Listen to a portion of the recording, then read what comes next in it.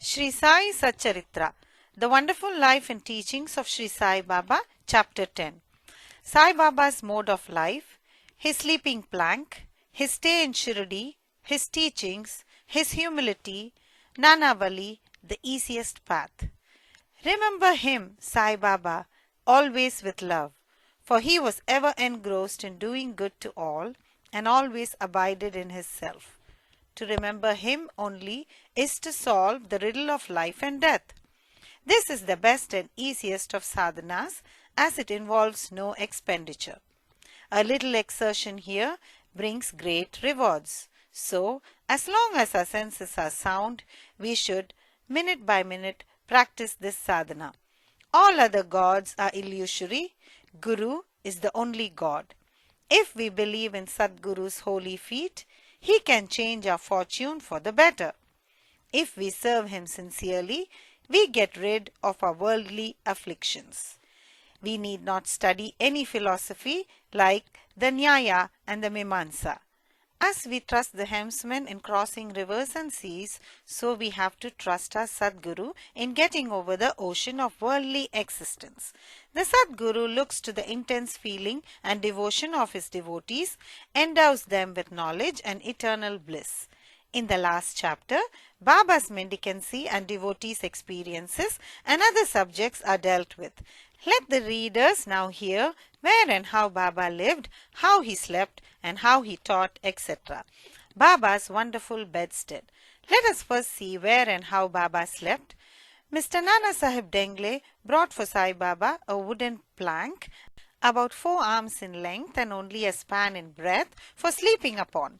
Instead of keeping the plank on the floor and then sleeping on it, Baba tied it like a swing to the rafters of the masjid with old shreds or rags and commenced to sleep upon it. The rags were so thin and worn out that it was a wonder how they could bear or support weight of the plank itself, let alone the weight of Baba.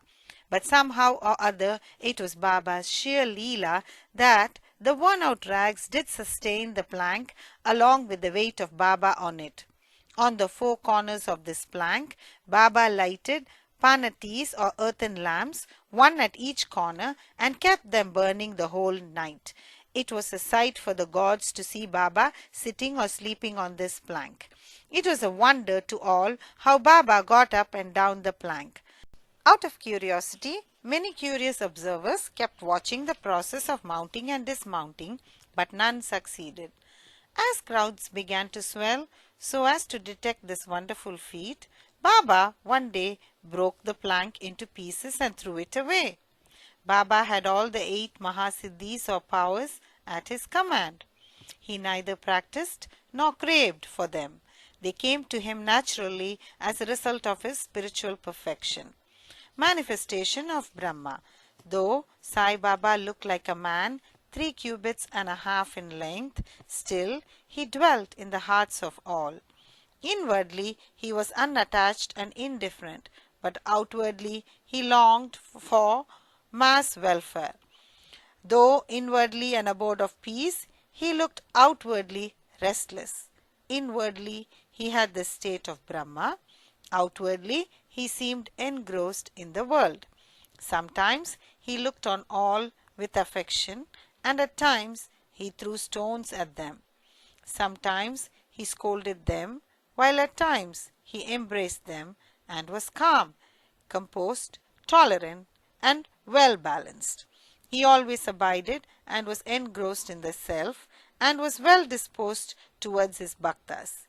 He always sat on one asan and never travelled. His Sabka was a small stick which he always carried in his hand. He was calm and thought-free. He never cared for wealth and fame and lived on begging. Such a life he led. He always uttered Allah Malik, or God is the real owner. Entire and unbroken was his love for the bhaktas. He was the mine or storehouse for self-knowledge and full of divine bliss. Such was the divine form of Sai Baba, boundless, endless, and undifferentiated. One principle which envelops the whole universe from a stone to Brahma incarnated in Sai Baba. The really meritorious and fortunate people got this treasure grove in their hands, while those people who, not knowing the real worth of Sai Baba, took him to be a mere human being, were indeed unfortunate. His stay in Shirdi and probable birth date. None knew or knows the parents and the exact date of birth of Sai Baba, but it can be approximately determined by his stay in Shirdi. Baba first came to Shirdi when he was a young lad of 16 and stayed there for 3 years. Then, all of a sudden, he disappeared for some time. After some time, he reappeared in the Nizam state near Aurangabad and again came to Shirdi with the marriage party of Chand Patil when he was about 20 years old. Thence, he stayed in Shirdi for an unbroken period of 60 years, after which Baba took his Mahasamadhi in the year 1918. From this, we can say that the year of Baba's birth is approximately 1838 AD. Baba's mission and advice. Saint Ramadas 1608 to 1681 flourished in the 17th century and fulfilled to a great extent his mission of protecting cows and Brahmins against the Yavanas or Mohammedans. But within 2 centuries after him, the split between the two communities, Hindus and Mohammedans, widened up and Sai Baba came to bridge that gulf. His constant advice to all was to this effect. Ram, who is the god of the Hindus, and Rahim, who is the god of the Mohammedans, were one and the same. There was not the slightest difference between them. Then, why should their devotees fall out and quarrel among themselves? You ignorant folk, join hands and bring both the communities together. Act sanely, and thus you will gain your object of national unity. It is not good to dispute and argue. So, don't argue. Don't emulate others. Always consider your interest and welfare. The Lord will protect you. Yoga, sacrifice, penance and knowledge are the means to attain God. If you do not succeed in this by any means, in vain is your birth. If anyone does any evil unto you, do not retaliate. If you can do anything, do some good unto others. This, in short, was Sai Baba's advice to all, and this will stand in good stead both in material and spiritual matters. Sai Baba as Sadguru. There are so many so-called gurus who go about from house to house with cymbals and veena in their hands and make a show of their spirituality. They blow mantra into the ears of their disciples and extract money from them. They profess to teach piety and religion to their disciples, but are themselves impious and irreligious. Sai Baba never thought of making the least show of his worth or piety. He had no body consciousness, but he had great love for his disciples. There are two kinds of gurus. Number 1, niyat or appointed or fixed, and 2, aniyat, unappointed or general. The latter, by their advice, develop good qualities in us, purify our hearts, and set us on the path of salvation, but contact with the former dispels our sense of dualities, that is, the sense of difference, and establishes us in unity by making us realize, thou art that. There are various gurus imparting to us various kinds of worldly knowledge, but he who fixes us in our natural self and carries us beyond the ocean of worldly existence is the Sadguru. Sai Baba was such a Sadguru. His greatness is indescribable. If anybody went to take his darshan, he, without being asked, would give every detail of his past, present and future. He saw divinity in all beings. Friends and foes were alike to him. Disinterested and balanced, he obliged the evildoers as well as the pious. He was the same in prosperity and adversity. No doubt ever touched him. Though he acted through the body, he was not in the least attached to his body or house. Though he looked embodied, he was really unembodied, that is, free from gross existence. Blessed are the people of Shirdi who worshipped Sai as their god. While eating, drinking, working in their backyards and fields, and doing various household works, they always remembered Sai and sang his glory. They knew no other god except Sai. What to speak of the sweetness of the love of the women of Shirdi? They were quite ignorant, but their pure love inspired them to compose poems or songs in their simple rustic language. Letters of learning they had none, still one can discern real poetry in their simple songs. It is not intelligence, but love that inspires real poetry as such.